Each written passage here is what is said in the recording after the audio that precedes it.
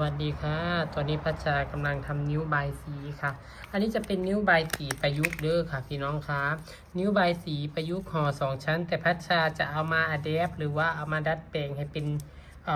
ขันหมากบิงหรือนิ้วขันหมากบิงนะคะห่อ2 ชั้นการที่จะทำนิ้วบายสีประยุกต์จากใบตองแก่ข้อควรที่ต้องรู้เลยพี่น้องคะมึงสิ้นก็ได้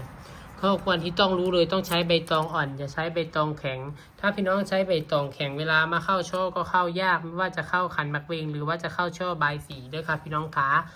เนี่ยค่ะทำม้วนไปเดี๋ยวนี้แหละค่ะ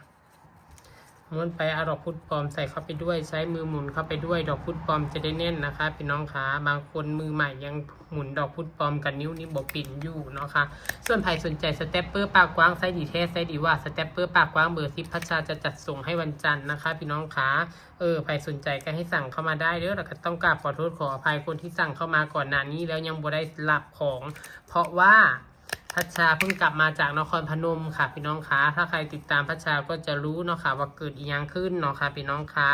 ก็เลยยังบ่ได้สามารถส่งของให้ได้พุ่นละจะเป็นวันจันทร์พุ่นละพี่น้องคะว่าจะตอนแรกก็ว่าจะส่งวันเสาร์นี้บ่ไหวเมื่อยแฮงก็เลยว่าวันจันทร์จะส่งนะคะไผรอบ่ได้ก็ตีกลับรถค่ะบ่เป็นอย่างเนาะค่ะพี่น้องคะถ้าของไปถึงใครรอไม่ได้ก็ตีกลับมาเลยไม่เป็นไรค่ะเพราะว่ามันจำเป็นจริงๆคันนี้ถามว่าไส้ดีบไส้ดีอะไรค่ะสเตปเปอร์นะบริตัวบริต้มไส้ดีแท้ไส้ดีว่าสเตปเปอร์ปากกว้าง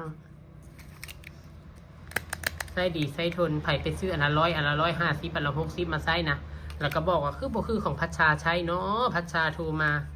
แต่ซื้อกับพัชชาผัคือม้วนแท้พัชชาก็บอกแล้วว่ามันคนละเกรดมันคนละแบบเลยพี่น้องคะทุกอย่างมันมีจริงกับไม่จริงแท้กับไม่แท้นะคะ ทุกวันนี้นะพี่น้องนะคะเอามาให้เบิ่งเป็นตัวอย่างพี่น้องคะเทคนิคง่ายๆใช้ใบตองบางๆจิกใบตองเล็กๆอย่าจิกใบตองใหญ่บางคนจิกใบตองใหญ่ไปห่อแล้วมันทำยากเวลาเข้าช่อยิ่งจะยากเนาะค่ะ